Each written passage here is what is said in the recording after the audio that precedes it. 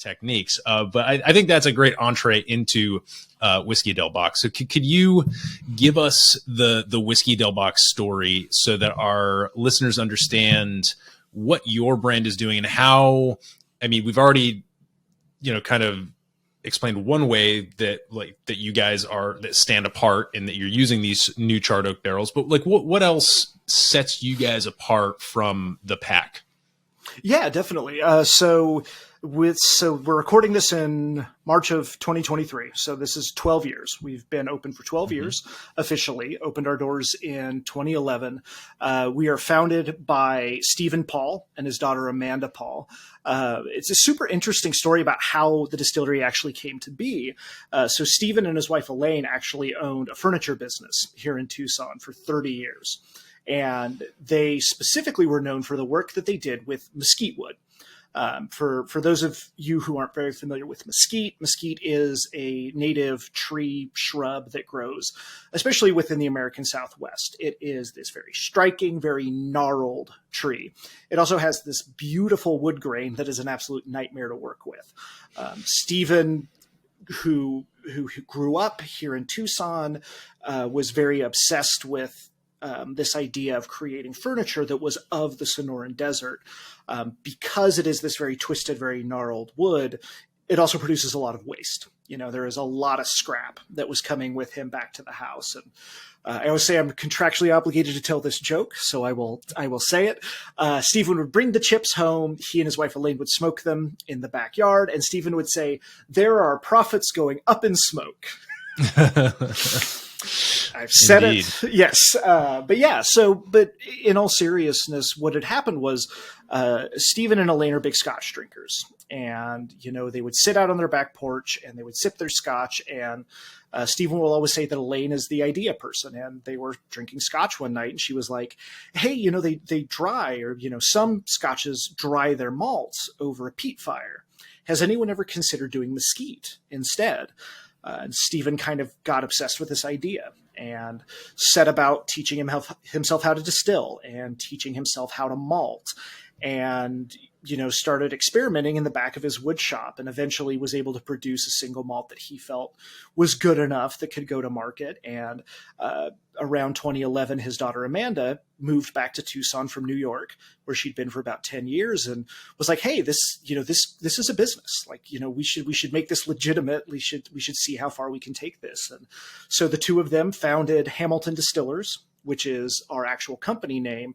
And then Whiskey Del Bach is the American single malt that we make. And we started with what we call our classic, which is an unsmoked American single malt. But what we're most known for is what was born out of this idea of using mesquite for your malt. And so that's our Dorado. And that is what we call a mesquited, not peated, American single malt. As I had mentioned, for it to be American single malt, we can only use 100% malted barley. But there are so many other things within that subset that we can use. And so for our unsmoked offerings, we do source our malt from just outside of Fort Worth, a malting house called Tex Malt. But for our mesquited malt, we still do malt and smoke that in-house. We are one of the few distilleries in the U.S., especially our size, that does in-house malting. And so that's kind of where Whiskey Del Bach was born from, was being able to take this idea of what makes Scottish single malt so good and then really putting a place and a time on it. I will always tell people Whiskey Del Bach is of the Sonoran Desert. It is a love letter to Baja, Arizona. And, some people will be like, "Oh, well, maybe you should try and make it taste more like Scotch." And, I'll always say Scotland doesn't apologize for their whiskey tasting like Scottish whiskey. Ireland doesn't. Kentucky doesn't. Why should Arizona apologize for creating a whiskey that is of its place? Right.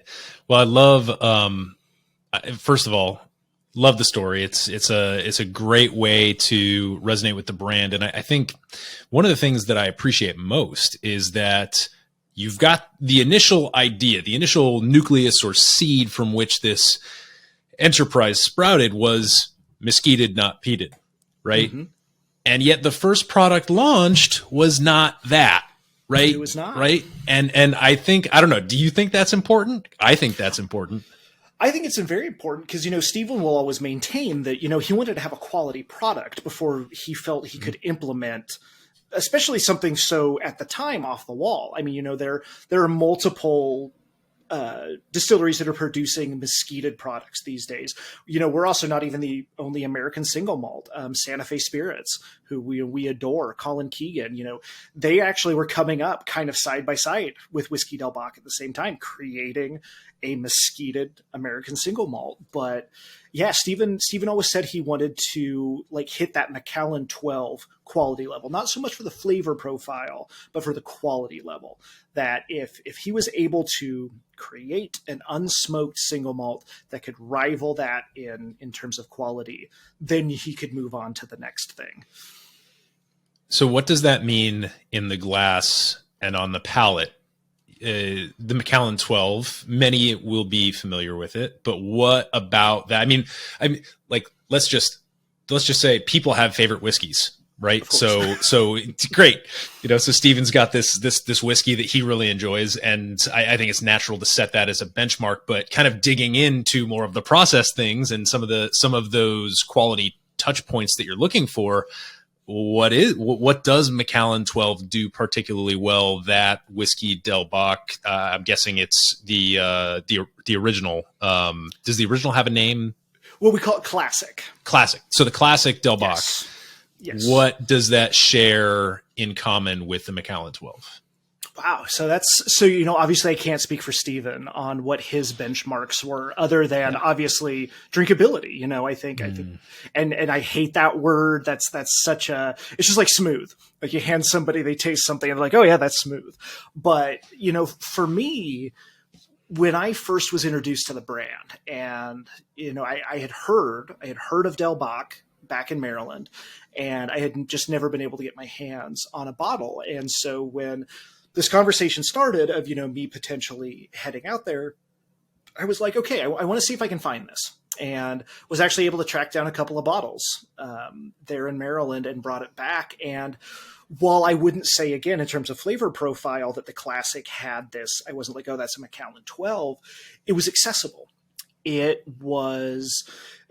I think people have this idea, especially in the Scotch realm, of it's going to be peated, it's going to be smoky, it's going to have this iodine note, and it's going to be way too punchy, and it's just not going to give me what I think is going to be an enjoyable drinking experience. And the Classic is very much kind of like the Dorado. It is of the Sonoran Desert. It doesn't have those mesquite notes, but it's balanced. It is very chocolatey, but it also, because again, we go into new charred oak, it has these very kind of bourbon-like notes. There's a lot of vanillins. It's very tannic, but I don't know. I guess just accessibility was kind of the first thing that I had when I thought of it. Was like, if you wanted to get somebody into American single malt, if someone is a bourbon drinker or a rye drinker and they're like, Scotch isn't my thing, Irish whiskey isn't my thing, so I'm assuming American single malt is going to track along those lines. Classic kind of hit that sweet spot of being floral and being nuanced that you get from a Scotch, but still being bold and punchy that you expect from an American whiskey.